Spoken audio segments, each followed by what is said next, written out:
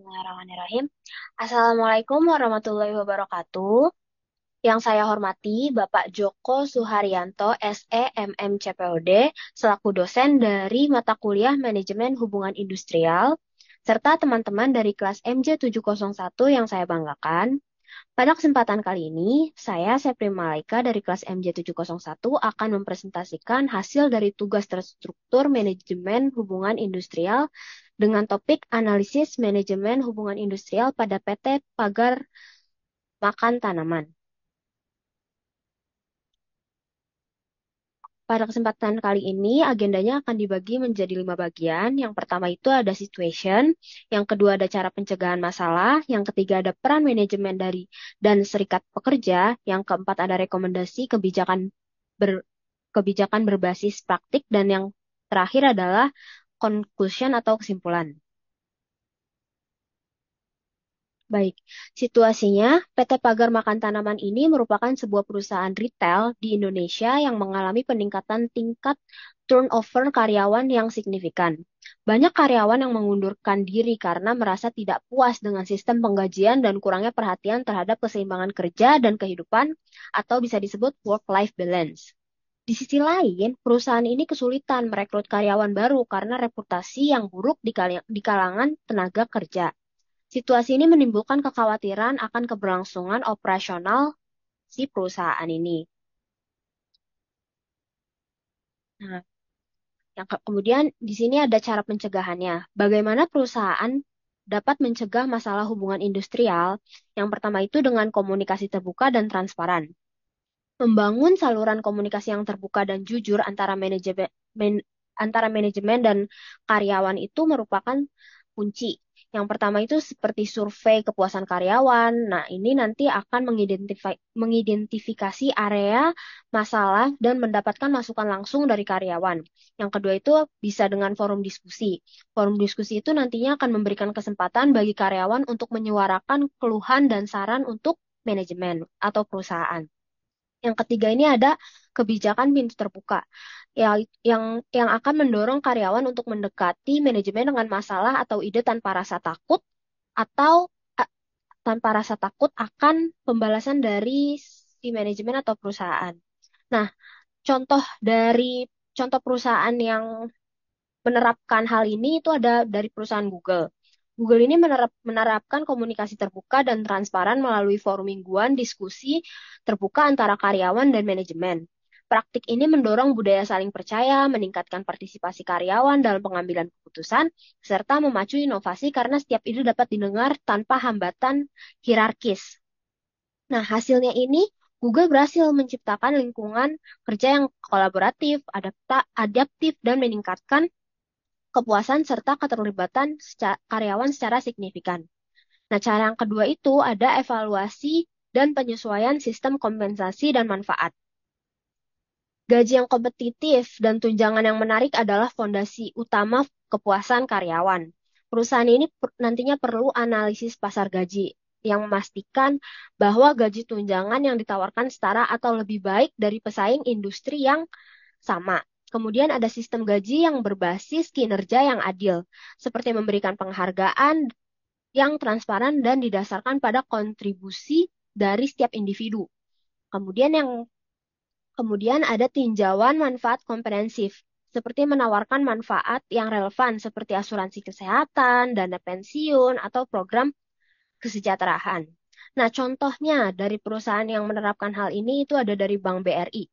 Bank BRI ini menerapkan evaluasi dan penyesuaian sistem kompensasi dan manfaat melalui benchmarking dengan industri sejenis, peninjauan berkala terhadap struktur gaji, serta pemberian insentif berbasis kinerja dan produktivitas. Hasilnya, strategi ini mampu meningkatkan retensi, motivasi, serta kinerja karyawan sekaligus memperkuat posisi BRI sebagai salah satu employer of choice di sektor perbankan Indonesia. Nah, cara yang ketiga itu implementasi kebijakan work-life balance yang efektif. Ketidakseimbangan work-life balance adalah pendorong utama dari adanya turnover. Nah, perusahaan ini harus melakukan fleksibilitas kerja, seperti menerapkan opsi seperti kerja jam fleksibel, eh, kerja kerja remote atau kerja secara atau jadwal kerja yang kompresi. Kemudian dukungan kesejahteraan karyawan, seperti menyediakan program kesehatan mental, konseling, atau aktivitas yang mendukung keseimbangan hidup. Dan yang ketiga itu ada manajemen beban kerja, memastikan beban kerja yang realistis dan mencegah adanya lembur yang berkelebihan.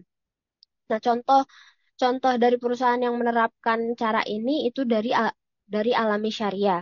Alami Syariah ini menerapkan kebijakan work-life balance yang efektif melalui fleksibilitas jam kerja, opsi remote working, serta dukungan terhadap kesehatan mental dengan spiritual karyawan seperti program kajian rutin dan sesi mindfulness.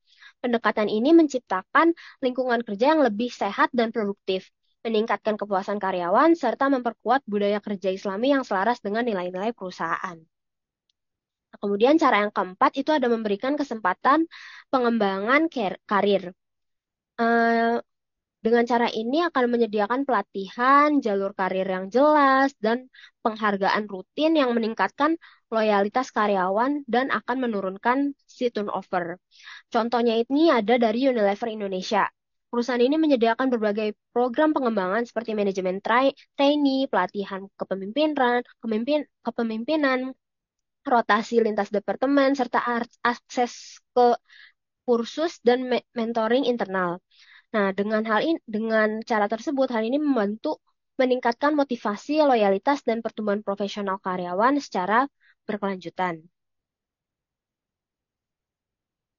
Nah, kemudian selanjutnya ada peran serikat pekerja dan manajemen. Dari sisi serikat pekerja, yang pertama itu menjadi jembatan antara karyawan dan manajemen dalam menyuarakan aspirasinya. Kemudian melakukan negosiasi kolektif mengenai upah, waktu kerja, dan kesejahteraan. Yang ketiga itu ada mendorong penyelesaian konflik secara damai dan konstruktif melalui dialog sosial. Dan yang terakhir itu ada mengedukasi anggota tentang hak dan kewajiban mereka. Nah, dari sisi manajemen ini harus bersikap terbuka terhadap masukan dari serikat pekerja dan menghindari adanya pendekatan represif. Kemudian berperan sebagai fasilitator budaya kerja yang adil dan inklusif. Yang ketiga ada menjaga komitmen terhadap hasil perundingan bersama. Yang keempat ada memberikan pelatihan kepada pimpinan unit agar mengelola hubungan kerja yang secara etis. Nah, kemudian di sini ada rekomendasi kebijakan berbasis praktik terbaik. Jadi di sini ada aspek kebijakannya dan di sebelah sini ada rekomendasi praktik terbaiknya dari aspek sistem penggajiannya. Rekomendasi praktik terbaiknya itu adalah terapkan kebijakan gaji yang adil, transparan, dan sesuai standar industri. Lakukan review berkala. Kemudian dari aspek work-life balance itu bisa dilakukan berikan fleksibilitas kerja, cuti yang memadai, dan program kesejahteraan karyawan seperti wellness program. Kemudian dari aspek pengembangan karyawan itu bisa menyediakan pelatihan, mentoring, dan jalur karir yang jelas untuk meningkatkan motivasi dan retensi. Kemudian dari aspek pengakuan dan apresiasi, perusahaan bisa melakukan penghargaan rutin baik finansial maupun non-finansial untuk meningkatkan loyalitas si karyawan terhadap perusahaan. Kemudian dari aspek hubungan industrial, perusahaan dapat membangun komunikasi terbuka seperti gunakan mediasi atau arbitrasi saat konflik dan libatkan si serikat pekerja dalam negosiasi. Kemudian yang terakhir itu ada survei dan feedback. Perusahaan itu harus rutin melakukan survei kepuasan karyawan dan tindak lanjuti hasilnya untuk perbaikan berkelanjutan.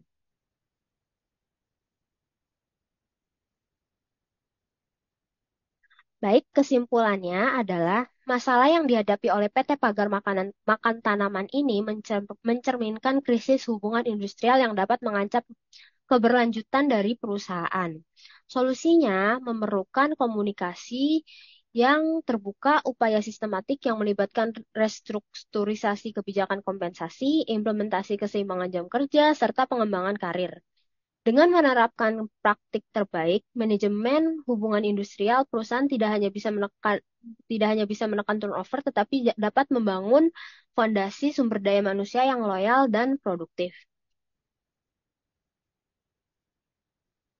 Baik, sekian dari saya.